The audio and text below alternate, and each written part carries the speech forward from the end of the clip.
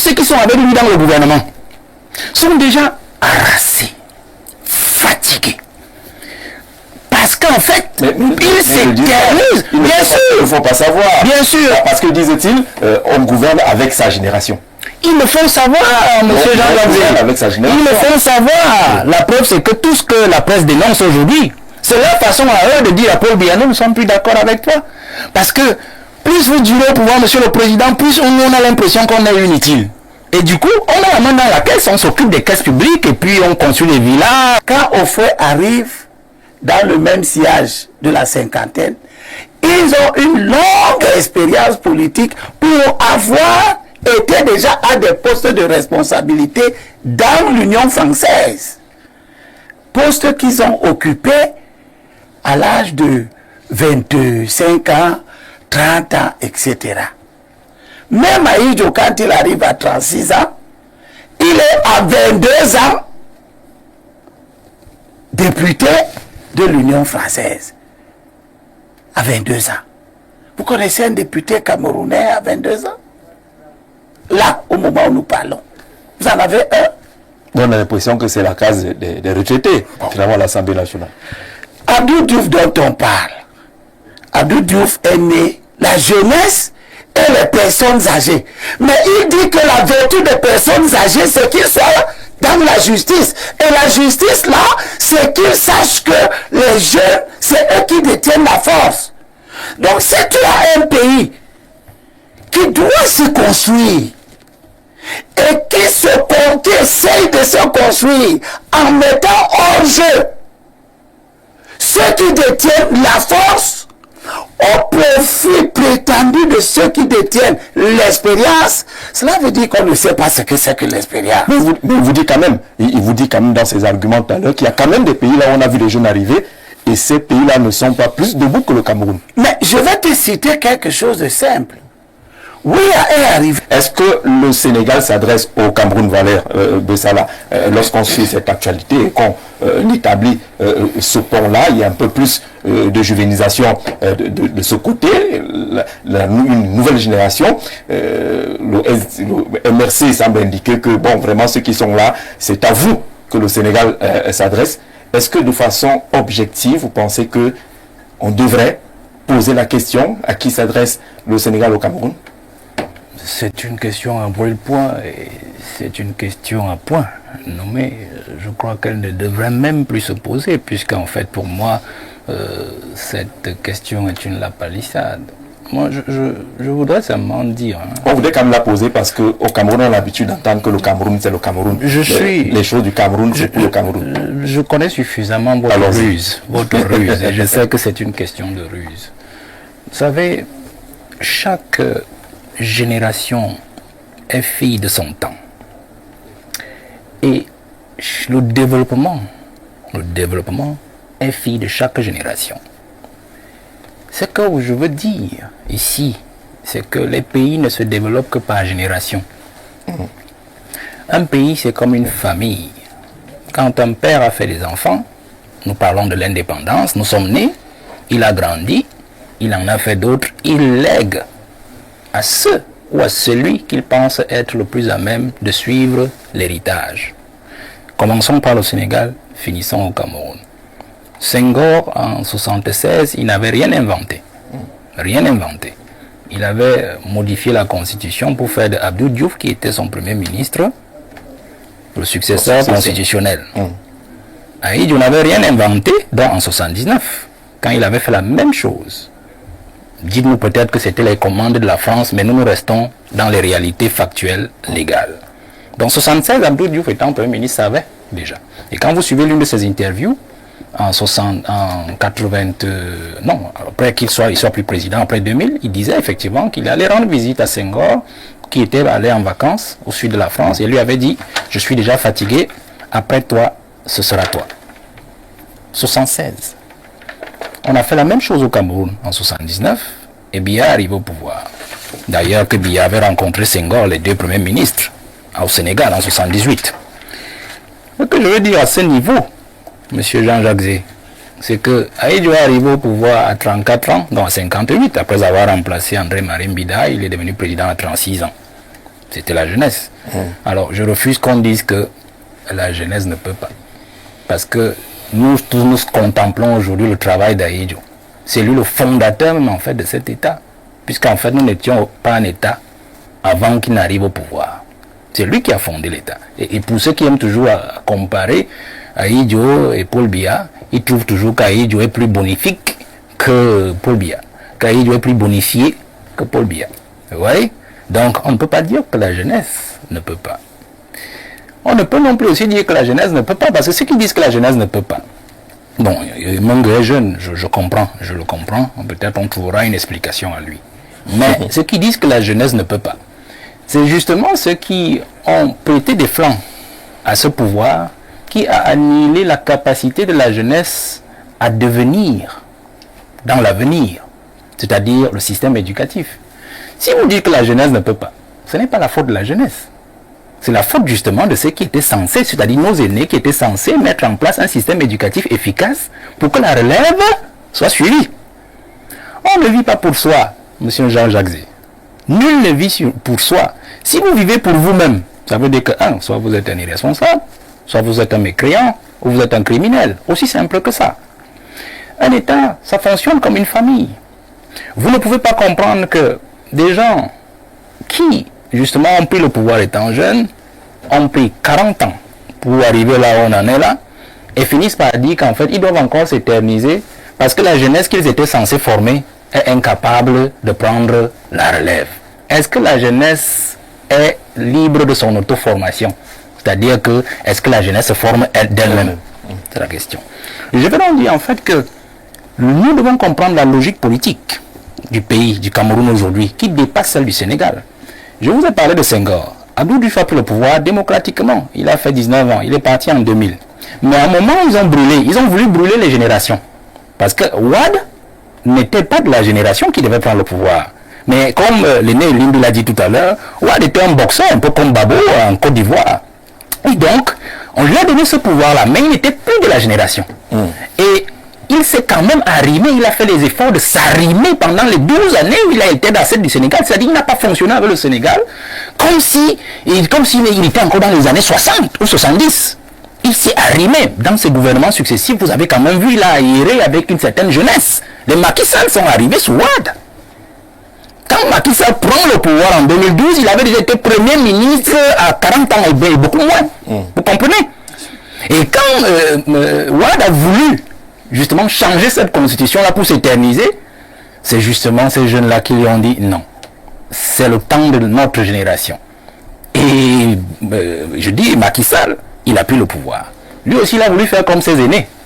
Il y a 2 ans, ou il y a un an, un peu moins d'1 an. Et puis, nous connaissons le résultat. Le cas du Cameroun est donc, on pose 2 problèmes. Les voleurs de temps. Le problème des voleurs de temps. Les voleurs d'avenir.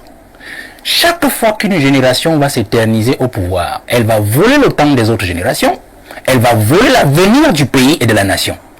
C'est pour cela que l'éternisation au pouvoir crée toujours des facteurs belligènes partout dans le monde. Regardez le cas du Cameroun aujourd'hui. On parlait de la presse aujourd'hui, ce n'est qu'un élément, une petite facette.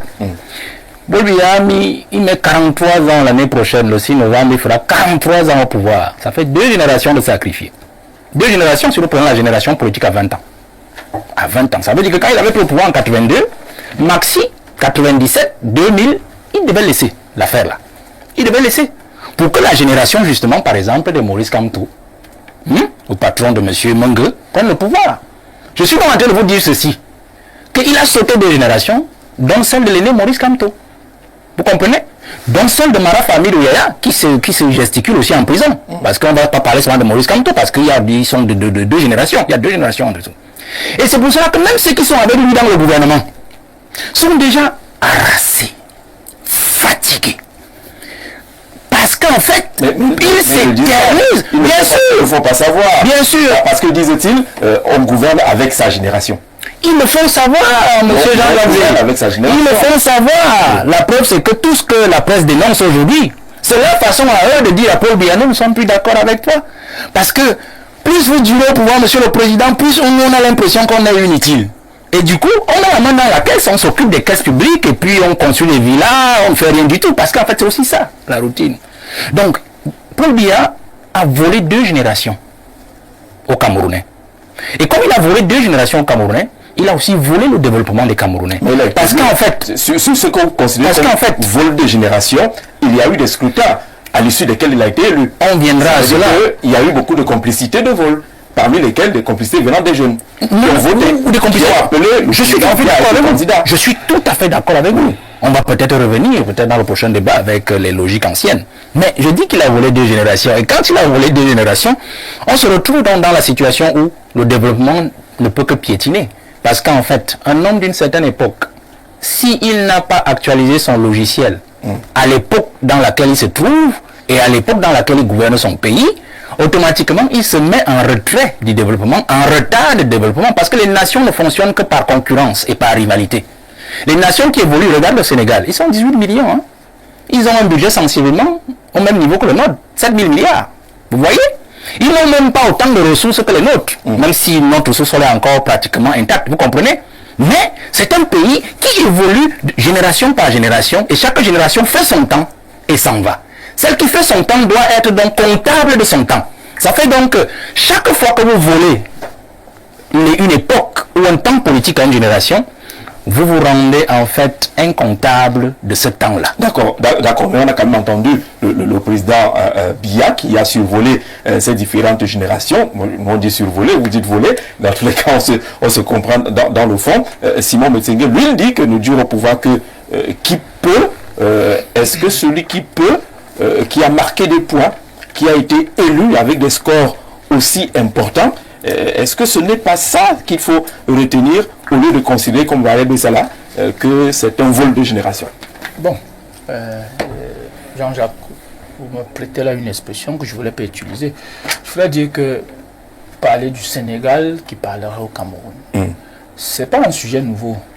C'est un sujet qui arrive la plupart du temps lorsqu'il y a une alternance dans un pays d'Afrique de l'Ouest ou d'Afrique centrale. On dit, est-ce que tel ne parle pas au Cameroun? Il y a une sagesse chez les petits qui dit que quand on est en brousse, c'est qu'on est revenu sur même si plusieurs fois on s'est trompé. Je voulais dire qu'il faut renverser la question. Est-ce que le Cameroun ne parle pas au Sénégal? Je vais vous dire une chose. En 1982, en 2012, lorsque il y a alternance au Sénégal, lorsque je crois Wade prend le pouvoir, Wade prend le pouvoir, on dit est-ce que le Sénégal ne parle pas au Cameroun? Parce que Wade a amené ceci, il a amené ci, ainsi de suite, ainsi de suite. Quand Abdoulaye Wade partait, on ne disait plus ça. On disait mais il veut s'éterniser au pouvoir, ainsi de suite, ainsi de suite. Macky Sall est arrivé. Quand Macky Sall s'en va, il y a des morts. Voici l'autre Bassirou Faye qui est arrivé à la suite de plus de 50 morts. Parce qu'il faut le dire. Est-ce que le Sénégal doit parler au Cameroun? Non. Du moins sur le plan de la transition générationnelle. Commençons par là. Est-ce que le Sénégal doit parler au Cameroun? Non. Le Sénégal ne doit pas parler au Cameroun. Le Cameroun a un long passé d'alternance par les mécanismes d'évolution du pouvoir. Propre. Pas diffusion de sang. Le Sénégal ne peut pas parler au Cameroun. Première des choses. La deuxième des choses, c'est quoi? C'est que les gens nous vantent quoi? La jeunesse. Vous savez, les jeunes, ainsi de suite, ainsi de suite. J'aimerais dire comme au quartier, c'est ça qu'on mange. Vous êtes jeune? Non, est-ce que c'est ça qu'on mange? Lorsqu'on vous parle de la jeunesse, vous dites c'est ça qu'on mange? Est-ce que c'est ça qu'on mange? Non, oui, est-ce que c'est ça qu'on mange, la jeunesse? Non. Qu'est-ce qu'on mange? Ce qu'on mange, c'est la bonne vie. Et il y a la bonne vie. C'est le développement. Et en matière de développement, le Cameroun est largement très loin en matière de développement que le Sénégal. Je ne parle pas des ragots du quartier. Le Cameroun a le pouvoir d'achat d'un Camerounais, c'est 1743 $. Celui d'un Sénégalais, c'est 1410 $. Celui d'un Nigérian, c'est 1614 $. Je m'étonne de ce que des hommes politiques qui veulent diriger un pays nous disent que on a volé les générations, on a fait ceci, cela, ainsi de suite, ainsi de suite. Bon, mais bon Dieu, les 324 000 fonctionnaires, il vous a dit qu'il est fonctionnaire. Mais vous avez quand même votre président national qui, dans un discours, écoutez. a parlé lui-même de transition générationnelle. Vous lui dites, monsieur le président, vous lui dites, monsieur le président, ce n'est pas ça qu'on mange. Non, écoutez, non. Je n'ai pas dit que... Je suis en train de dire ceci. Je dis, vous nous brandissez les photos des jeunes qui sont au pouvoir. Je dis, est-ce que c'est ça qu'on mange? Les Camerounais ne mangent pas les photos des jeunes qui sont au pouvoir. Les Camerounais veulent le développement. Et c'est comme ça. Est-ce qu'ils l'ont? Et c'est justement ce qui gouverne. Est-ce qu'ils ont ce développement? C'est justement ce qui gouverne leur choix dans les urnes. Ce n'est pas le jeune. On a vu aussi les jeunes. En Afrique et dans le monde. Les pays sont à genoux. Donc le Cameroun est un homme mature. Et je vais vous dire pourquoi est-ce qu'on fait confiance à Paul Biya. Aujourd'hui, le Sénégal est sur les feux des projecteurs parce que ils ont décidé de mettre fin à des bases militaires françaises dans leur pays. Entre autres. Oui, donc c'est là, on a dit voilà un jeune qui est arrivé. Mais est-ce que vous savez que en 2001, après qu'on ait eu notre succès d'abord judiciaire sur Bakassi, le président de la République s'est rendu compte que, évidemment, le Cameroun doit être maître de son destin. Le 25 juillet, il y a eu de profondes réformes de l'armée du Cameroun. C'est l'un des rares pays qui ne sous-traite pas sa défense. D'accord. Alors, et donc, allons-y droit. Non, la question est celle vous avez dit, de l'âge de nos dirigeants. Vous dites que c'est un sans objet. Je vais donc vous dire parce que le chef de l'État, malgré son âge, pose des actes qui sont bénéfiques pour le Cameroun et qu'on n'a pas besoin de jeunes pour ça. J'apporte donc des éléments. Vous avez eu un jeune. Vous avez eu des jeunes partout, au Gabon, ainsi de suite, ainsi de suite. Vous croyez que, demandez à un Camerounais que est-ce que nous devons être assiégés par des bases militaires étrangères? Il va vous dire non. Qui nous a donné cette garantie? C'est un vieux. Nous le préférons à un jeune qui va nous montrer que non, on est jeunes, on a sacrifié les générations. Et je vais vous rappeler une chose. Les réformes sont faites par des personnes qui comprennent bien, qui sont matures, qui ne viennent pas là parce qu'on va dire, bon, évidemment, nous sommes des... Non. Ils prennent du temps et les vieux sont ceux-là. Les jeunes ne peuvent pas faire des réformes, n'étant pas matures, ne pouvant pas prendre du temps. Je veux qu'on les comprenne. Je veux que les téléspectateurs sachent quelque chose. C'est très délicat. Oui, c'est bon. Et c'est pour cela que mes mots ont un sens. Je suis en train de dire ceci. Vous avez dit, le Sénégal ne parle-t-il pas au Cameroun parce que les jeunes sont là-bas et les vieux sont de l'autre côté? Je vous ai dit, le Sénégal ne peut pas parler au Cameroun.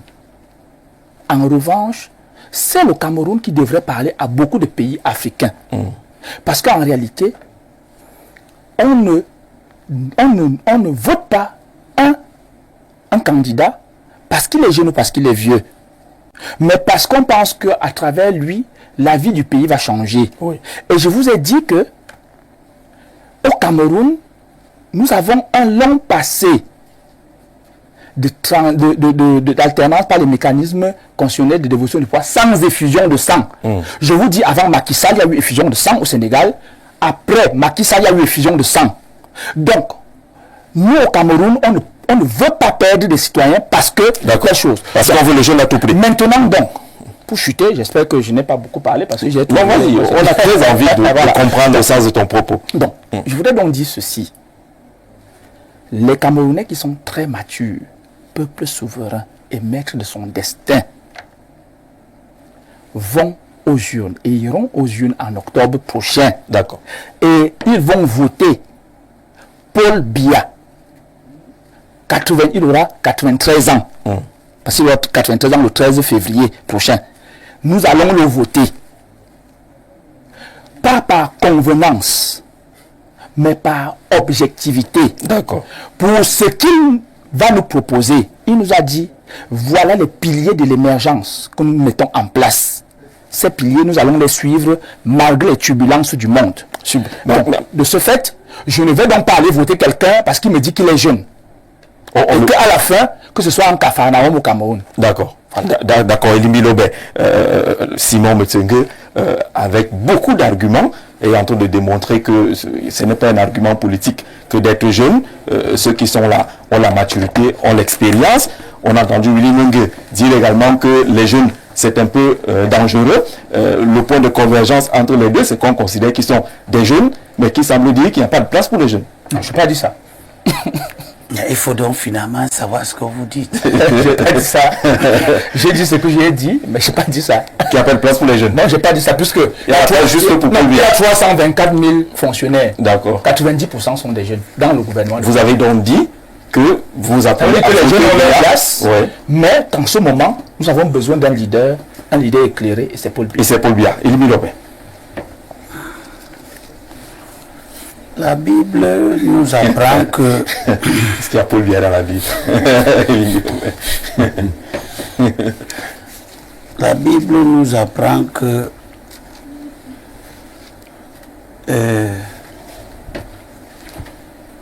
la jeunesse, c'est la force. La vieillesse, ce sont les cheveux gris. Cela a un sens.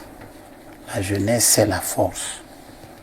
Et nous regardons dans l'histoire, nous nous rendons compte que lorsque les choses difficiles à faire se présentent, on fait appel, les sociétés font appel à leur jeunesse, qui a la force nécessaire pour faire les grandes choses, les choses difficiles. Quand je regarde la lutte de libération dans tous les pays, ce sont les jeunes qui ont mené cette lutte de libération. En Afrique, dans les Caraïbes, les Fidel Castro, etc. Puisque vous avez inscrit Senghor, le Sénégal, Senghor est né en 1906. Il est né en 1906. Il est arrivé au pouvoir en 1960. Il avait 54 ans. Oui. Mais en 1960, le Cameroun arrive aussi à l'indépendance et le premier président a 36 ans. Ça veut donc dire que la vérité n'est pas tout à fait...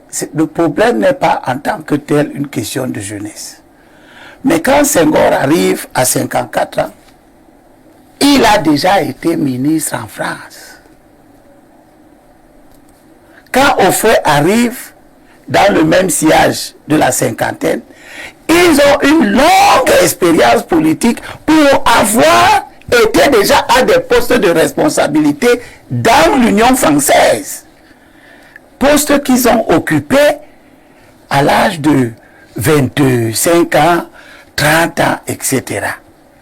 Même Maïdjo, quand il arrive à 36 ans, il est à 22 ans député de l'Union française. À 22 ans. Vous connaissez un député camerounais à 22 ans?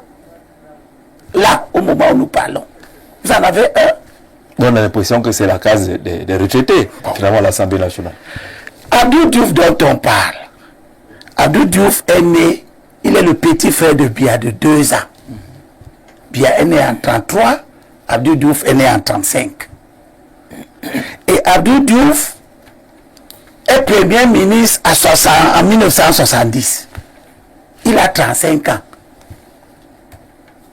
Vous voyez que Senghor, qui est arrivé à 54 ans au pouvoir, mais qui sait qu'il doit s'appuyer sur sa jeunesse pour booster le Sénégal, prend un garçon de 35 ans. Vous croyez qu'au moment où Senghor prend Abdou Diouf à 35 ans, il n'y avait pas les gens de 70 ans au Sénégal qui étaient dans la politique? Bien sûr. Il y avait les gens de 70 ans. Il pouvait aller prendre les gens de 70 ans. Il ne les a pas pris. Il a pris Abdou Diouf à 35 ans. Et Abdou Diouf a régné 19 ans. Quand il part en 2000. Il n'a que 60 quelque chose d'années. Hein? Bon, le Sénégal nous parle. Le Sénégal Sénégal nous parle parce que le Sénégal, qui a pour président Abdou Diouf, au moment où Paul Biya aussi est président, a déjà connu, après Abdou Diouf, Abdoulaye Wade. Mais ce n'était pas un problème de génération, parce que Abdoulaye Wade était fortement âgé. Mais Abdoulaye Wade arrive là pourquoi? Il arrive là si fortement âgé, pourquoi? Il ne faut pas oublier que Abdoulaye Wade est le chef de file de l'opposition sous Senghor. Il est jeune avocat. Il est engagé dans la lutte pour installer une culture démocratique. S'il arrive, il ne tombe pas du ciel. Il ne tombe pas du ciel. S'il arrive tardivement, c'est bien à cause de la culture de l'inertie qui est héritée du parti unique. Parce que le Sénégal aussi a connu le parti unique.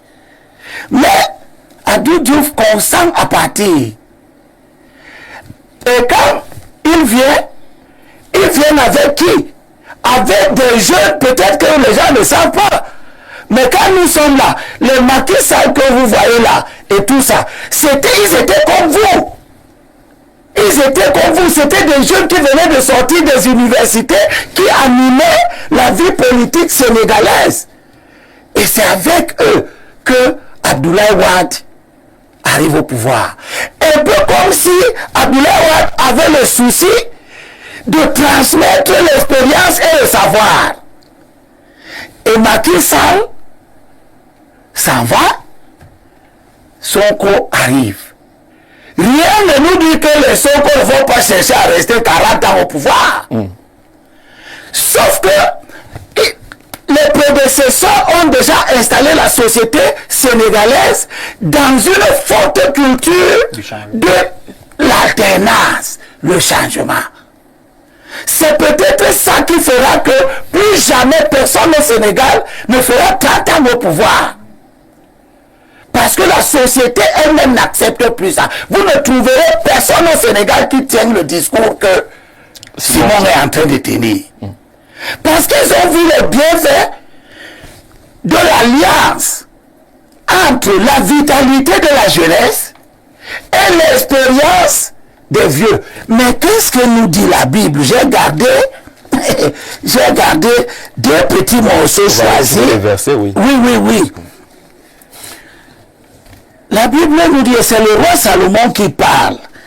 Dans Proverbe chapitre 16, verset 31. Il dit, les cheveux gris, dont les vieux, sont une couronne de beauté. Mais il met une condition. Sont une couronne de beauté quand ils se trouvent dans la voie de la justice, c'est-à-dire dans ce qui est juste. Parce que quand le roi Salomon pose ce principe-là, il a déjà dit plus tard, plus haut, que la beauté des jeunes gens, c'est leur force. Le roi Salomon, à cette époque, c'est que la société, la petite société qui dirigeait, parce que si vous rentrez dans cette époque-là... Simon oppose cette force à l'expérience que détiennent celles des personnes considérées comme âgées. Mais il a tort. La Bible te montre que c'est un tandem. C'est un tandem. La jeunesse et les personnes âgées. Mais il dit que la vertu des personnes âgées, c'est qu'ils soient dans la justice. Et la justice, là, c'est qu'ils sachent que les jeunes, c'est eux qui détiennent la force. Donc, si tu as un pays qui doit se construire, et qui essaye de se construire en mettant hors jeu ceux qui détiennent la force au profit prétendu de ceux qui détiennent l'expérience, cela veut dire qu'on ne sait pas ce que c'est que l'expérience. Mais il vous dit quand même dans ses arguments tout à l'heure qu'il y a quand même des pays là où on a vu les jeunes arriver et ces pays-là ne sont pas plus debout que le Cameroun. Mais je vais te citer quelque chose de simple. Ouya est arrivé, c'est un jeune. Jeune footballeur qui l'a battu aux élections. C'est un homme de 60. Pourquoi? Parce que le Libérien, après avoir eu le rêve de l'expérience, la jeunesse se rende compte que diriger un pays, c'est bien difficile. Surtout un pays en difficulté. Et ils font appel à un homme âgé. Là, on rejoint un peu Simon. Mais Mengue, la jeunesse n'est pas là. C'est pas Mengue, c'est Simon. Oui. Ce que je veux que Simon sache, oui, c'est que il fait comme si la priorité est à accorder à l'expérience. Et la Bible dit que ce n'est cette cela. Si cette expérience est dans le juste, si cette expérience n'est pas dans le juste, vous êtes dans la faute. Que dit par rapport à l'expérience? Que dit encore la Bible? Le roi Salomon, c'est toujours lui. Dans Proverbe chapitre 9, verset 6. Quitter les personnes inexpérimentées et rester en vie. Mais est-ce que l'expérience, c'est la vieillesse? Ça, c'est une bonne question. Mais on ne faut pas faire comme si l'expérience, c'est 99 ans. Je vous dis que quand Aïdjo arrive à 32 ans, il est déjà député à député. Il a une longue expérience. Il a une longue expérience. Malgré ses 36 ans, Pierre Blero Niemek, c'est bien de donner la parole maintenant parce qu'on a écouté les tendances politiques, les partis politiques. Le MRC se méfie du trop jeune, pense qu'il